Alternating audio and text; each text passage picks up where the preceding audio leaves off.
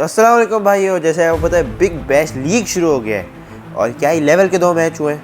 मतलब पहला मैच जो हमारा पर्थ स्कॉचर और सिडनी सिक्सर का था, ऑब्वियसली आपको पता है कि वो पर्थ स्टेडियम में खेला गया था। पर्थ स्टेडियम, ऑप्टस स्टेडियम इन पर्थ, जो कि काफ़ी एक तेज़ स्टेडियम माना जाता है क्योंकि वहाँ पर पिचेस बहुत तेज़ होती हैं। तो पहला मैच था और सिडनी सिक्सर्स और पर्थ स्कॉचर्स का मैच था। मतलब दोनों ही मैच, जो एक मैच ब्रिस्बेन हीट और रेनेगेड्स का भी हुआ है वो भी काफ़ी अच्छा मैच हुआ है। दोनों मैचेस बड़े अच्छे हुए हैं और बिग बैश लीग को एक बड़ा अच्छा स्टार्ट मिला है। इवन दो कि जो थोड़े बड़े प्लेयर हैं वो नहीं आ पाए, ऑस्ट्रेलिया के जैसे मिचेल स्टार्क हो गए, स्टीव स्मिथ हो गए, लेकिन ऑब्वियसली आपको पता है कि हमारे पाकिस्तानी प्लेयर उधर खेल रहे हैं। ऑस्ट्रेलिया का टैलेंट ही ऐसा है कि आप उनकी बी और सी टीम भी बना सकते हो। उनके पास टैलेंट ही इतना है और देखने में बड़ा मज़ा आता है ऑनेस्टली। तो पहला मैच जो था हमारा वो था सिडनी सिक्सर्स और पर्थ स्कॉचर का, बिग बैश लीग का पहला मैच, जो कि खेला गया था 14 दिसंबर संडे के दिन। और हम सब, मतलब ऑब्वियसली हम सब पाकिस्तानी भाई यही इंतज़ार कर रहे थे। मतलब मैं तो बिग बैश देखता हूँ, लेकिन जो पाकिस्तानी भाई थे वो तो इंतज़ार कर रहे थे कि भाई बाबर आजम आएंगे और वो अपना जलवा बिग बैश लीग में दिखाएंगे। और इतना हाइप बना हुआ था कि बाबर आजम है जॉइंट सिडनी सिक्सर्स टीम और +1000 और बहुत कुछ, मतलब लीडिंग इनटू दिस गेम। बारिश ने थोड़ा सा मज़ा स्पॉइल किया इधर और 11 ओवर्स का मैच हुआ, जिससे कुछ लोग खुश नहीं थे क्योंकि मुझे भी एक 20 ओवर का मैच दिखता था। मुझे देखना था कि यार बाबर आजम 20 ओवर में कैसे खेलेंगे ऑस्ट्रेलिया में, क्योंकि ना अच्छा टेस्ट होगा एक। लेकिन भाई बाबर आजम की टीम सिडनी सिक्सर्स पहले बैटिंग करनी है क्योंकि पर्थ स्कॉचर के कप्तान मिचेल मार्श, जो कि बड़े अच्छे प्लेयर हैं, उन्होंने टॉस पे फैसला किया कि भाई हम बॉलिंग करेंगे क्योंकि 11 ओवर का मैच है। तो अब ज़्यादा अपने बॉलर्स पे ट्रस्ट नहीं कर सकते ऑब्वियसली, क्योंकि आप 11 ओवर में क्या ही ज़्यादा ट्रस्ट कर लोगे। तो ओपनिंग करनी आई डैनियल ह्यूग्स और बाबर आजम, जो कि मेरे लिए थोड़ा सा एक सरप्राइज़ था क्योंकि जो जॉश फिलिपी है वो काफ़ी टाइम से एक ओपनिंग कर रहा है सिडनी सिक्सर्स के लिए, जो कि इनका विकेट कीपर बैट्समैन है जिसने भी अच्छे खासे रन्स किए हैं, वह भी आते हैं। लेकिन डैनियल ह्यूग्स और बाबर आजम को भेजा, शायद इसकी रीज़न ये थी कि शायद एक लेफ़्ट राइटी कॉम्बो चाहिए था और डैनियल ह्यूग्स थोड़ा सा अटैकिंग बैट्समैन है। मेरे जॉश फिलिपी शायद थोड़ा सा टाइम लेते हैं सेटल होने में, और बाबर आजम का तो आपको वैसे ही पता है कि वो कैसे प्लेयर है। डैनियल ह्यूग्स बाबर आजम के ड्रीम डेब्यूट से पहले ही भाई वो बंदा 3 बॉल्स में आउट हो गया। तीनों बॉल, इससे पहले की 3 बॉलें खेली और 0 for 1 कर दिया। ब्रॉडी काउच ने इनको आउट किया, नहीं एरन हार्डी ने, सॉरी एरन हार्डी। मतलब अगर आप पर्थ स्कॉचर की टीम देखोगे, पहले हम टीम पे आ जाते हैं। अगर आप पर्थ स्कॉचर की टीम देखोगे, बैटिंग है बहुत हैवी है। मिचेल मार्श, फिर एलन, कूपर कॉनली और उसके बाद Ashton Turner, Aaron Hardie, Laurie Evans, Ashton Agar भी कर लेता है, जॉश इंग्लिश भी इनकी टीम में, लेकिन वो अभी आपको पता है कि एशेस में। लेकिन भाई सिडनी सिक्सर्स की टीम जो है वो थोड़ी एक बैलेंस टीम है। लेकिन सिडनी सिक्सर्स का एक मसला ये है कि उनके एक बहुत सारे सुपरस्टार्स ऐसे हैं जो अभी नहीं खेल रहे, अभी अवेलेबल नहीं है उनके लिए, जैसे सैम करन है जो अभी IL T20 में कैप्टनसी कर रहे हैं डेजर्ट वाइपर्स के लिए, वो अवेलेबल नहीं है सिडनी सिक्सर्स के लिए। और मिचेल स्टार्क जिन्होंने बोला था कि हम खेलेंगे, लेकिन ऑब्वियसली एशेस ज़्यादा इंपॉर्टेंट है उनके लिए, तो वो एशेस खेल के आएंगे। और same goes for Steve Smith, वो भी एशेस ही खेल के आएंगे। सो थोड़ा सा यहाँ पर एक वीक दिखी सिडनी सिक्सर्स। अगर मैं बैटिंग पे, अगर अब मैच में वापस आ जाए तो डैनियल ह्यूग्स 3 बॉलों में आउट, कूपर कॉनली को सीधा मिड विकेट पे अच्छा कैच दे दिया। और भाई साहब उसके बाद आए जी बाबर आजम, जिसका हम सबको इंतज़ार था कि भाई बाबर आजम आएंगे बिग बैश में, बिग बैश को रूल करेंगे, किंग विल कम। लेकिन ही नेवर लुक्ड, कभी वो सेटल लगा ही नहीं इस पिच पे। मतलब ऐसे वो कॉन्फिडेंट ही नहीं लगा। और एज अ बिग प्लेयर आपको ऐसे टूर्नामेंट पे थोड़ा सा कॉन्फिडेंस दिखाना पड़ता है। और जो बाबर आजम ने शॉट मारा था वो शॉट ऑफ एम्परर है, और अनफॉर्चुनेटली बाबर आजम एम्परर नहीं है। हमें पता है एम्परर है कौन, down the ground, out of the ground, हमें पता है कौन है वो, लेकिन ऑब्वियसली वो बाबर आजम का शॉट था नहीं। So unfortunately Babar Azam couldn't play well, but it's okay. I think Babar Azam का असली रूप तब दिखेगी कि जब एक 20 ओवर का प्रॉपर मैच खेलेगी सिडनी सिक्सर, वहाँ पर आई थिंक बाबर आजम थोड़ा काम आएंगे उनके लिए। उसके अलावा जॉश फिलिपी जो कि इनके लिए ओपनिंग करते हैं और बड़े अच्छे बैट्समैन हैं, अटैक भी कर सकते हैं और एंकर भी कर सकते हैं, और इनके लिए एक बहुत ही बड़े अच्छे चॉइस रह चुके हैं सिडनी सिक्सर्स के लिए जॉश फिलिपी। और 18 बॉलर में 28 रन किए जो कि काफ़ी इंपॉर्टेंट थे, क्योंकि जब आपके दोनों ओपनर्स और दोनों एक इतने एक्सपीरियंस प्लेयर जैसे डैन ह्यूग्स, कितना एक्सपीरियंस है उसके पास सिडनी सिक्सर्स के लिए, 36 का हो चुका है ऑलमोस्ट, एंड वो मुझे पता है काफ़ी टाइम से खेल रहा है, कप्तान भी रह चुका है। एंड बाबर आजम ऑब्वियसली आपको पता है कि even though he might not be the best T20 player, लेकिन एक्सपीरियंस का फैक्टर हमेशा आता है।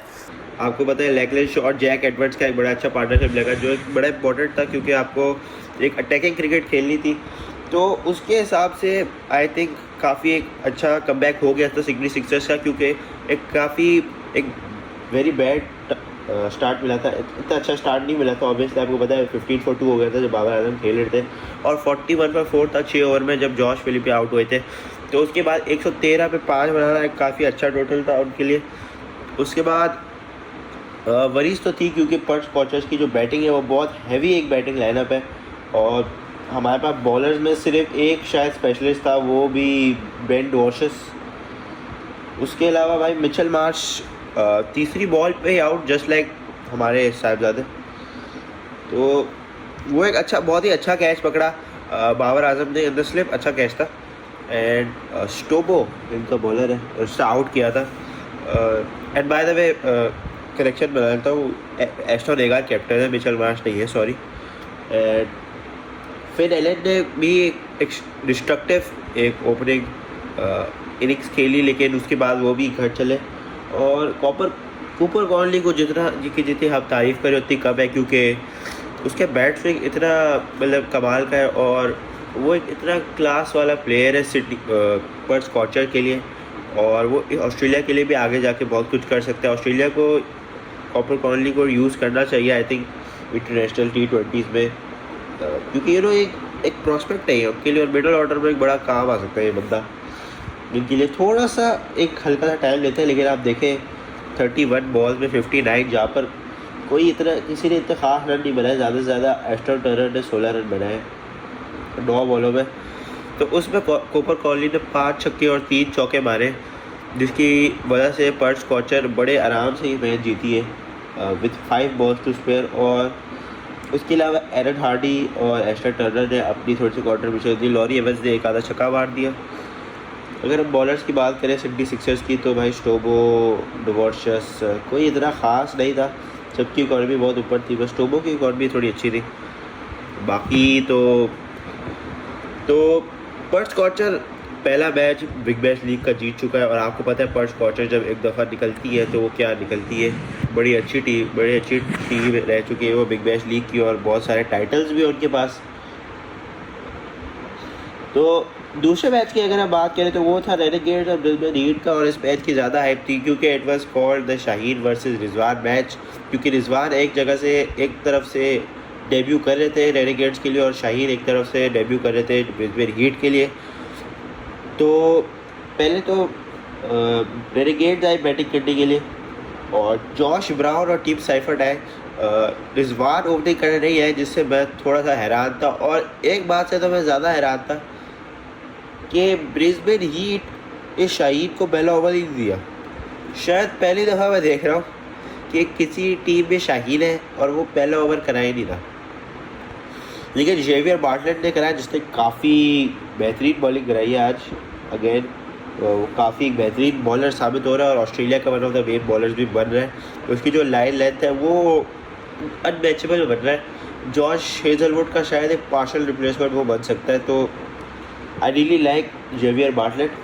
उसके अलावा शाहीन की मैं क्या ही बात करूं, उसको पहला ओवर दिया, उसको 9 रन पड़े, उसके बाद उसको हटा दिया, फिर उसको सीधा पावर सर्ज में ले आए, और मैं कॉन्फिडेंट नहीं था कि भाई शाहीन पावर सर्ज में क्या करेगा, क्योंकि मुझे लगा कि यार ब्रिस्बेन हीट की तरफ से थोड़ा गलत था कि आपका एक प्लेयर, आई अंडरस्टैंड कि शाहीन के पास बहुत एक्सपीरियंस है T20 में, लेकिन अगर वो अपना पहला मैच खेल रहा है बिग बैश में, उसको ज़्यादा नहीं पता बिग बैश का, तो यार आप उसको पावर सर्ज पे सीधा ओवर दे रहे हो।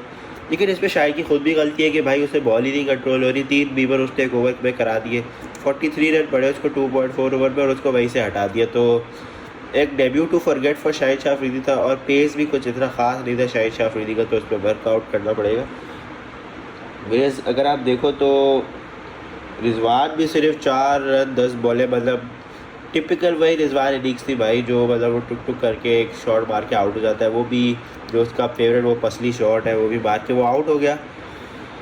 212 यहाँ पर टीम ने बनाए और रिजवान ने 4 रन बनाए 10 बॉलों में, तो आप अंदाज़ा ही लगा सकते हो।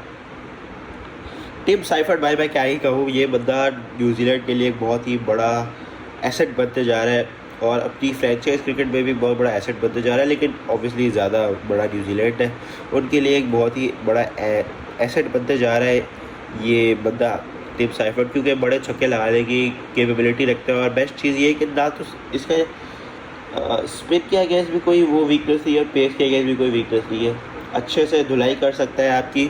और कन्वेंशनल प्लेयर है, 360 शॉट्स मारने आते हैं, तो टिम साइफर्ट और एक बहुत ही अच्छा विकेट कीपिंग ऑप्शन है। तो टिम साइफर्ट एक बहुत ही वैल्यूबल प्लेयर बनते जा रहे हैं। इवन तो उन्होंने कीपिंग नहीं की आज, लेकिन वो काफ़ी अच्छे कीपर हैं। उसके अलावा ओलिवर पीक जो कि 19 साल के, उनका आई थिंक पहला मैच था बिग बैश का और वह काफ़ी अच्छे लगे थे, almost very same to Cooper Connolly, लेकिन उन्होंने काफ़ी अच्छी बैटिंग की, थोड़े बहुत छक्के मारे, 3 छक्के 6 चौके और अच्छी इनिंग्स थी। फ्रेजर मैकग्रा ने भी थोड़ी बहुत मारने की कोशिश की और 200 की स्ट्राइक रेट से वो भी आउट हुआ। अगर आप ब्रिस्बेन हीट की बॉलिंग करें, जो कि मैं कह रहा था कि ये स्ट्रॉन्गेस्ट, आई थिंक ये स्ट्रॉन्गेस्ट बॉलिंग बन सकती थी इस साल की, लेकिन उन्होंने सबसे ज़्यादा रन ही खा लिए पहले मैच में। स्पेंसर जॉनसन नहीं था, जेवियर बार्टलेट ने बहुत ही उम्दा बॉलिंग कराई है, शाहिद आफरीदी, मैं क्या ही बोलूँ, लिएम हैस्केट ने भी रन खा लिए थे और जैक विल्डरबर्थ उसने काफ़ी अच्छी बॉलिंग कराई थी और जैक विल्डरबर्थ के पास काफ़ी एक्सपीरियंस है बिग बैश लीग में। और पैट्रिक डूली जो कि इनका स्पिनर है, उसने भी 37 रन दी और एक विकेट भी ली थी रिजवान की। उसके अलावा अगर आप ब्रिस्बेन हीट की बैटिंग में आए तो वो काफ़ी उन्होंने पैनिक बटन दबाया हुआ था आई थिंक शुरू से।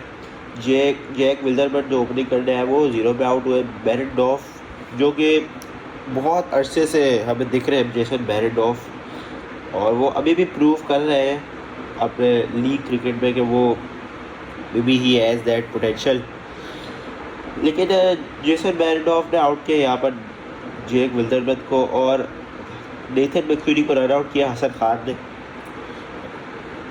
नेथन मैक्यूरी जो खुद इतने अच्छे फील्डर है, उनको एक थोड़ा चस्प मिली है। और कॉलिन मनरो को हमें क्रेडिट देना पड़ेगा कि जिस तरीके की उसने बैटिंग की है, जब हीट पूरी तरीके से मैच से बाहर थी तो उसने बहुत अच्छी बैटिंग की है कॉलिन मनरो ने। जब कॉलिन मनरो को इन्होंने आई थिंक रिटेन किया था ना, तो मुझे थोड़ा सा एक शक था कि यार कॉलिन मनरो से अच्छे ऑप्शन थे आपके पास, लेकिन ही प्रूव कि भाई एज इज जैसा नंबर, और कॉलिन मनरो तो भाई हर जगह जाके प्रूव कर रहा है कि भाई मैं कर सकता हूँ और बहुत एक्सपीरियंस प्लेयर है, तो पूरे पॉइंट्स है इस चीज़ में। उसके अलावा मैथ्यू रेनशॉ जिससे उम्मीदें थी ब्रिस्बेन हीट की, वो आगे जाके करेगा ब्रिस्बेन हीट के लिए, लेकिन आज सिर्फ 18 रन कर पाया। मैक्स ब्राइट जो पेशावर से भी खेला था, आपको याद होगा, वो इतने ख़ास नहीं लगे आज। उसके अलावा एक बहुत ही उम्दा पार्टनरशिप लगी थी यहाँ पर ब्रिस्बेन हीट की, ह्यू वीबगेट की और जिमी पियर्सन ने जो इनिंग्स खेली है, आई वुड से बड़ी अच्छी इनिंग्स थी जिस तरीके के उसने छक्के मारे हैं रेनेगेड्स के फास्ट बॉलर्स को। तो आई थिंक जिमी पियर्सन ने एक अच्छा फाइट दिया था। उसके अलावा ह्यू वीबगेट ने भी थोड़ी बहुत फाइट दी थी एंड में और छक्के मारने की कोशिश कर रहा था, लेकिन ऑब्वियसली ब्रिस्बेन हीट बहुत ही शॉर्ट थी क्योंकि उनका मिडिल ऑर्डर पूरे तरीके से ही फेल हो गया था और शाहिद भाई भी 0 पे बोल्ड हो गए थे। A debut to forget for Shahid, Rizwan and Babar,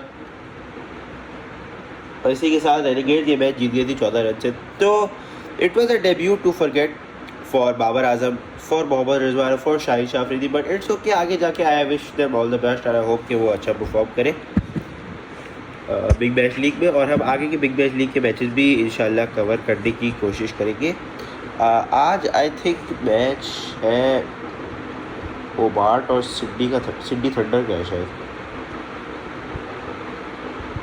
जी हाँ, होबार्ट हरिकेन्स और सिडनी थंडर का मैच है आज।